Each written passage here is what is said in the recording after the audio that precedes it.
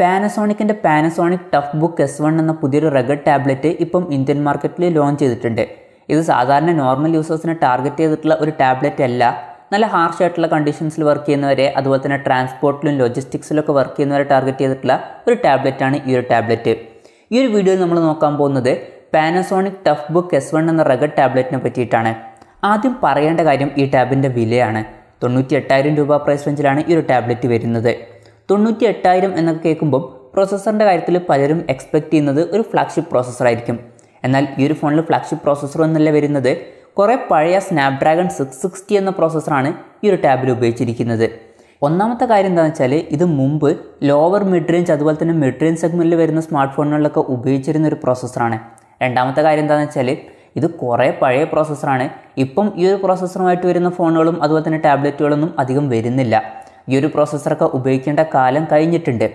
പിന്നെ ഇതിൽ 4 GB റാമാണ് വരുന്നത്, 64 GB ഇൻറ്റേർണലും വരുന്നുണ്ട്. eMMC 5.1 സ്റ്റോറേജ് ടൈപ്പാണ് ഈ ഒരു ടാബിൽ വരുന്നത്. പെർഫോമൻസിൻ്റെ കാര്യം നമ്മൾ മൊത്തത്തിൽ നോക്കുകയാണെന്നുണ്ടെങ്കിൽ എന്തായാലും 98,000 രൂപ പ്രൈസ് റേഞ്ചിൽ വരുന്ന ഒരു ടാബിന് പറ്റിയിട്ടുള്ള പെർഫോമൻസും കാര്യങ്ങളൊന്നും ഈ ഒരു ടാബിൽ വരില്ല. ഇനി ഡിസ്പ്ലേയുടെ കാര്യം നോക്കുകയാണെന്നുണ്ടെങ്കിൽ 7 ഇഞ്ചിൻ്റെ wxga ഡിസ്പ്ലേ ആണ് വരുന്നത് ഈ ഒരു ടാബിൽ.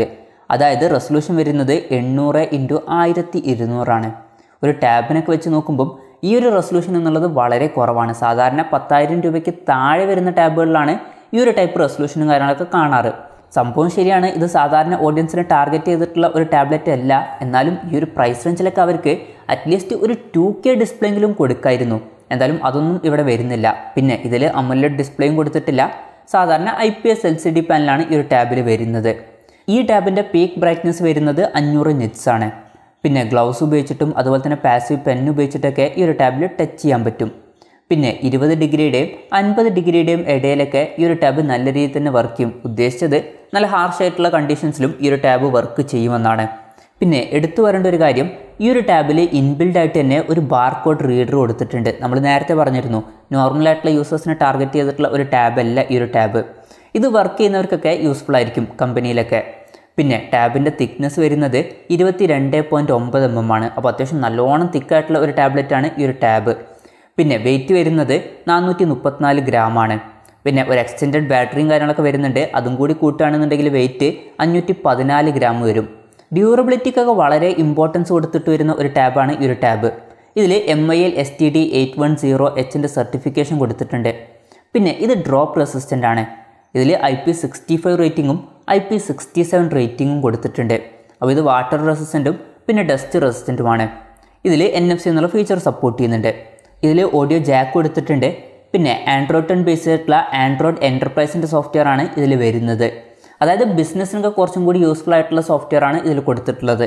ക്യാമറയുടെ കാര്യം പറയുകയാണെങ്കിൽ ടാബിൻ്റെ പിന്നിൽ 13 MP സിംഗിൾ ക്യാമറ സെൻസറാണ് വരുന്നത്. ഫ്രണ്ടിൽ 5 MP സെൽഫി ക്യാമറയും കൊടുത്തിട്ടുണ്ട്. പിന്നെ ഇതിൽ 2 ബാറ്ററി വരുന്നുണ്ട്. മെയിൻ ബാറ്ററി വരുന്നത് 3200 mAh. പിന്നെ ഒരു എക്സ്റ്റെൻഡഡ് ബാറ്ററിയും കൊടുത്തിട്ടുണ്ട്. അത് വരുന്നത് 5580 mAh. ഫാസ്റ്റ് ചാർജിങ്ങിനെ പറ്റിയിട്ടൊന്നും ഇതിൽ പറഞ്ഞിട്ടില്ല. ഫാസ്റ്റ് ചാർജിങ് മിക്കവാറും ഇതിൽ സപ്പോർട്ട് ചെയ്യുന്നുണ്ടാവില്ല. പിന്നെ വിലയുടെ കാര്യം നമ്മൾ നേരത്തെ പറഞ്ഞു, 98,000 രൂപ പ്രൈസ് റേഞ്ചിലാണ് ഈ ഒരു ടാബ് വരുന്നത്.